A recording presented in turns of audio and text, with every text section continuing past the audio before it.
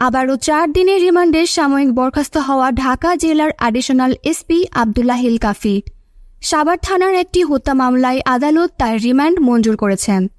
এদিকে খিলগাঁও থানায় দায়েরকৃত ছাত্রদল নেতা জনি হত্যা মামলায় পুলিশের সাবেক আইজিপি চৌধুরী আব্দুল্লাহ আল মামুন, জাসদ সভাপতি ইনো, ওয়ার্কার্স পার্টির সভাপতি মেনন ও সাবেক আইসিটি প্রতিমন্ত্রী পলককে গ্রেফতার দেখানো হয়। একই মামলায় আদালতে তোলা হবে রাতে গ্রেফতার হওয়া ডিএমপির সাবেক কমিশনার আসাদুজ্জামান মিয়াকে। আন্দোলন চলাকালে সাভারের আশুলিয়ায় এই লাশ পোড়ানোর দৃশ্যে তোলপাড় গোটা দেশ, যার প্রধান মাস্টারমাইন্ড বলা হয় ঢাকা জেলার অতিরিক্ত পুলিশ সুপার আব্দুল্লাহ হিল কাফিকে। এর আগে হাজারীবাগ থানায় একটি মামলায় 8 দিনের রিমান্ডেও ছিলেন তিনি। ওই মামলার রিমান্ড শেষে তাকে আদালতে তোলা হয়।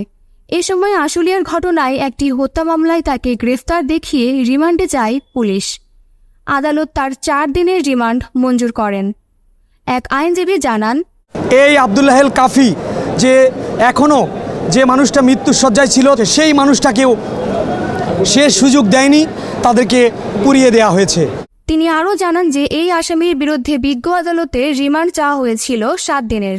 বিজ্ঞ আদালত রাষ্ট্রপক্ষের বক্তব্য শুনে ঘটনার প্রেক্ষিতে যে বর্ণনা, ভিডিও ফুটেজ ছিল তা পর্যালোচনা করেন এবং তাদের যে দরখাস্ত ছিল তার সার্বিক বিষয় বিবেচনায় নিয়ে বিজ্ঞ আদালত সন্তুষ্ট হয়ে এই আসামির বিরুদ্ধে 4 দিনের রিমান্ড মঞ্জুর করেন। এদিকে একই দিনে রিমান্ড শেষে সাবেক আইজিপি চৌধুরী আব্দুল্লাহ আল মামুন, রাশেদ খান মেনন, ইনু ও পলককেও আদালতে হাজির করা হয়। পরে তাদের কয়েকটি মামলায় গ্রেফতার দেখানো হলেও রিমান্ড না দিয়ে কারাগারে পাঠানোর নির্দেশ দেন আদালত। আরেক আইনজীবী জানান, এই আসামি যদি জামিনে মুক্তি পায় তাহলে দেশে বিশৃঙ্খলা সৃষ্টি করবে। জনগণ যে শান্তিতে বসবাস করছে তারা এর বিরুদ্ধে কাজ করবে। তাদের দাবি দরখাস্ত নামঞ্জুর করা হোক। এদিকে আসামি পক্ষের আইনজীবীরা জানান, এসব রিমান্ডের কোনো যৌক্তিকতা নেই। বারবার যদি একজন আসামিকে রিমান্ডে নেওয়া হয়, বারবার যদি মামলায় গ্রেফতার দেখানো হয়, সেটা হবে সংবিধান বিরোধী এবং মানবতা বিরোধী।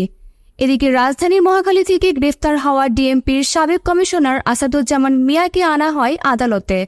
9.5 বছর আগে খিলগাঁও থানার ছাত্রদল নেতা জনি হত্যা মামলায় গত 3 সেপ্টেম্বর জনের বাবা ইয়াকুব মামলা করলে তাকে গ্রেফতার করে র্যাব।